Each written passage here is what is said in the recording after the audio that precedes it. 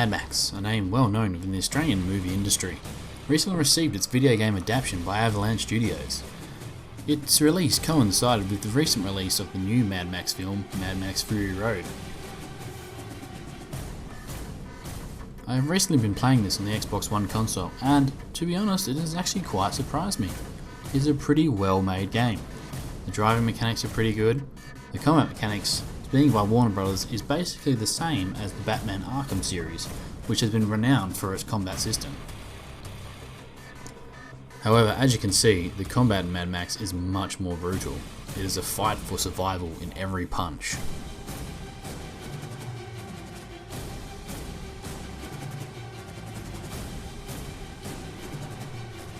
Having a shotgun does help in difficult situations though, when you're surrounded by enemies or just have one that just won't go down. This is set in an open world, which has 4 different areas that you can visit.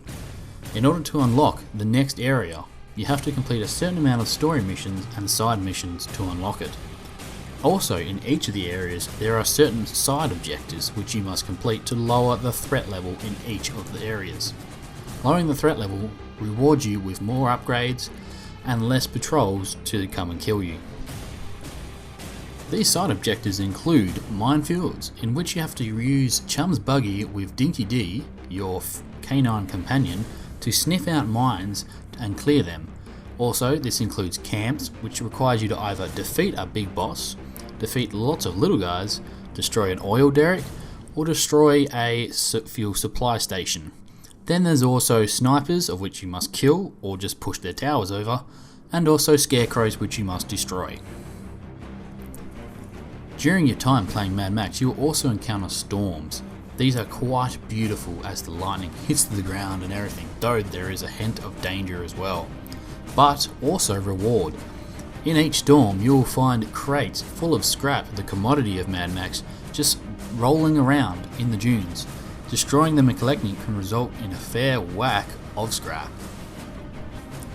The main vehicle in Mad Max, the Magnum Opus, has a lot of different upgrades that you can apply, though most of them have requirements you must meet before you unlock them, like lowering the threat level in different areas or completing certain story missions.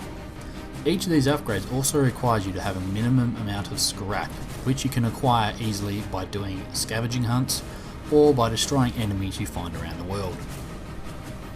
The upgrades you can put on the Magnum Opus vary from attacking, defensive, or upgrading the performance of the Magnum Opus. The Magnum Opus can have either a V6 or a V8 engine, which you unlock over time as you play. Each of the attack and defense items though, however, add weight to your vehicle which affect your performance, so choose wisely whether you go full attack, full defense, or just pure performance.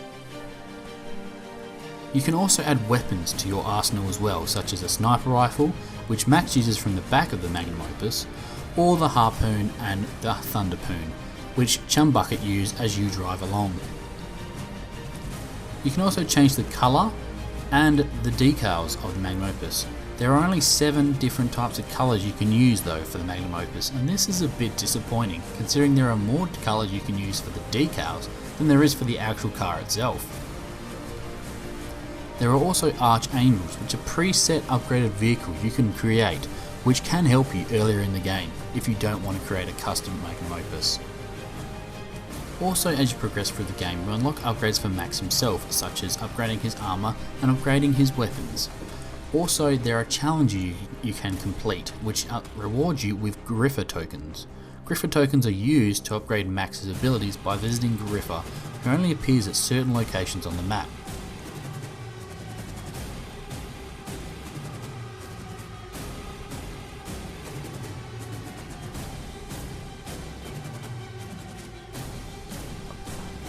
There are also races you can do in Mad Max, though if you are doing them, watch out for rogue barrels.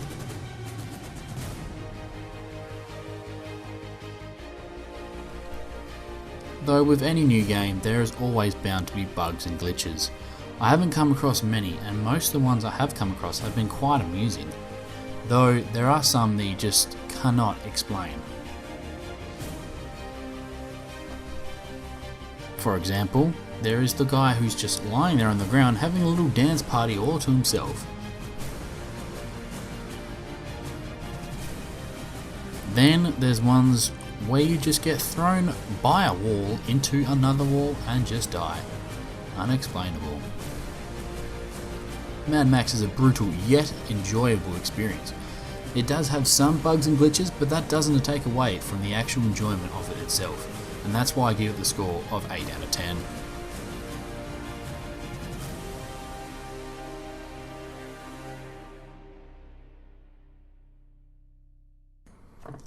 Thanks for watching, guys, and I'll catch you next time.